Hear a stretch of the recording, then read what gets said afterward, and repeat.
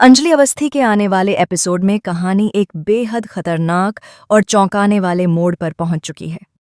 घर का माहौल पूरी तरह तनाव से भरा हुआ है। हर चेहरे पर डर, गुस्सा और पछतावे की झलक साफ दिखाई दे रही है। गौरव सिंह राजपूत जैसे ही पूरी सच्चाई सुनते हैं, वह बुरी तरह चौंक जाते हैं। उनकी आंखों में गुस्से के साथ साथ चिंता भी साफ झलकने लगती है। उन्हें यकीन ही नहीं हो रहा कि हालात यहां तक बिगड़ चुके हैं। उधर राघव सिंह राजपूत को देखकर साफ समझ आ रहा है कि वह अपने फैसले पर बेहद पछता रहे हैं। उनका चेहरा उतरा हुआ है, आवाज कांप रही है और दिल में एक ही सवाल घूम रहा है, मैंने अपनी बेटी के साथ ये क्या कर दिया। राघव टूटे हुए स्वर में कहते हैं, ये मेरा दामाद, वही इंसान जिसे मैंने अपनी बेटी का जीवन साथी चुना, आज वही मुझे धमका रहा है। मैंने अपनी बेटी की शादी किस घर के इंसान से करवा दी। वह इंसान महक को जान से मारने की धमकी दे रहा है। एक पिता होने के नाते इससे बड़ा दर्द मेरे लिए कुछ नहीं हो सकता। यह सुनकर घर में मौजूद हर इंसान सन्न रह जाता है। माहौल और ज्यादा गंभीर हो जाता है। तभी युवराज अपनी बदतमीजी भरी मुस्कान के साथ आगे आता है और तंज कसते हुए बोलता है, अरे गौरव सिंह राजपूत, आप बीच में कहाँ से आ गए, अंजलि के इतने बड़े भक्त बनकर। युवराज की यह बात आग में घी डालने का काम करती है। गौरव का गुस्सा अब काबू से बाहर हो जाता है। गौरव तेज आवाज में बोलता है, तुम अंजलि को मरवाओगे? तुम्हारी हर हरकत बता रही है कि तुम कितने जहरीले इंसान हो। अरे, तुम तो चूड़ियां पहनकर घर में दहाड़ते हो, खुद को शेर समझते हो, लेकिन असली शेरनी की आवाज जब सुनोगे ना तो तुम्हारे पैर कांपने लगेंगे। याद रखना, अंजलि कोई कमजोर लड़की नहीं है। गौरव की आंखों में जो आग है वह युवराज को भी असहज कर देती है, लेकिन वह फिर भी अपनी अकड़ दिखाने से बाज नहीं आता।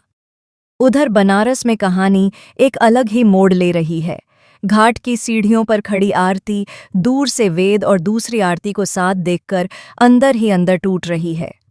वह छुपकर दोनों को देख रही है। उसकी आंखों में जलन, दर्द और बेबसी साफ नजर आ रही है। वेद ठीक उसके सामने आकर खड़ा हो जाता है, लेकिन वह आरती को नहीं देख पाता। आरती का दिल तेज तेज धड़क रहा है। वह उदय राजवंशी से भारी मन से कहती है, आप जानते हैं ना, मुझसे यह सब बर्दाश्त नहीं हो रहा। मुझे जलन हो रही है, बहुत ज्यादा। मैं अंदर ही अंदर घुट रही हूँ। मैं वेद बाबू की पत्नी हूँ, उनका हक मुझ पर है। जहां आज वह दूसरी आरती खड़ी है, वहां मुझे होना चाहिए था। यह सब देखकर मेरा दिल टूट रहा है। उदय आरती को समझाने की कोशिश करता है, लेकिन आरती का दर्द कम होने का नाम नहीं ले रहा। इधर वापस राजपूत परिवार में हालात और बिगड़ते जा रहे हैं। गौरव गुस्से और निराशा के साथ राघव भैया से सवाल करता है, यह आपने क्या कर दिया? आपने अपनी बेटी को किस घर में भेज दिया? अंजलि ने आपको पहले ही मना किया था ना? उसने साफ कहा था कि वह इस रिश्ते से खुश नहीं है। फिर आपने उसकी बात क्यों नहीं सुनी? राघव की आंखों में आंसू आ जाते हैं। वह खुद को संभालते हुए कहता है, अगर जरूरत पड़ी तो मैं युवराज को कोर्ट लेकर जाऊंगा। मैं अपनी बेटी के साथ अन्याय नहीं होने दूंगा। लेकिन गौरव तुरंत जवाब देता है, नहीं, आप उसे कोर्ट नहीं ले जा सकते। आप समझ नहीं रहे कि मामला कितना गंभीर है। उसने महक को जान से मारने की धमकी दी है। यह सिर्फ घरेलू झगड़ा नहीं, जान का खतरा है। गणेश अवस्थी भी अब अपनी चुप्पी तोड़ते हैं और कहते हैं, तो फिर देर किस बात की है? आप पुलिस में जाइए, एफआईआर दर्ज कराइए, कानून अपना काम करेगा। राघव बेहद मजबूरी में जवाब देता है, आप लोग मेरी हालत नहीं समझ रहे। मैं बस अपनी बेटी को खुश देखना चाहता हूं। अगर मैं अपने दामाद को गिरफ्तार करवा दूंगा तो मेरी बेटी की गृहस्थी पूरी तरह बर्बाद हो जाएगी। मैं ऐसा नहीं चाहता। अगर वह अरेस्ट हुआ तो केस बन जाएगा और फिर मुझे अपनी बेटी को अपने घर वापस लाना पड़ेगा। कुछ पल चुप रहने के बाद राघव लगभग गिड़गिड़ाते हुए कहता है, प्लीज मुझे बता दीजिए, अंजलि कहाँ है?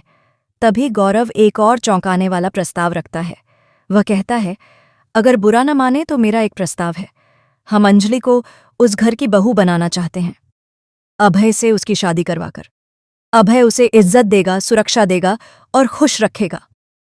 यह सुनकर सभी हैरान रह जाते हैं और तभी कहानी में होती है दामोदर की खतरनाक एंट्री। वह पेपर्स हाथ में लिए गणेश अवस्थी के सामने आता है और ठंडी आवाज में कहता है, एक बेटी को मार रहा हूं और दूसरी की मांग भर रहा हूं। यही है इस घर की सच्चाई। फिर वह कागज दिखाते हुए बोलता है, कल से बस्ती में काम शुरू होगा, अब कोई मुझे रोक नहीं सकता। यह सुनते ही गणेश अवस्थी पूरी तरह टूट जाते हैं। वह अपनी बेटी अंजलि के लिए हाथ जोड़ लेते हैं। उनकी आंखों से आंसू बहने लगते हैं। वह रोते हुए कहते हैं, नहीं नहीं, मेरी बेटी अंजलि को मत मारिए। मैं आपसे हाथ जोड़कर विनती करता हूं, उसे कुछ मत कीजिए। अब सवाल ये है, क्या अंजलि सुरक्षित है? क्या युवराज को उसके कर्मों की सजा मिलेगी? क्या अभय और अंजलि की शादी होगी? और दामोदर की साजिश का क्या अंजाम होगा? इन सभी सवालों के जवाब जानने के लिए जुड़े रहिए। सब्सक्राइब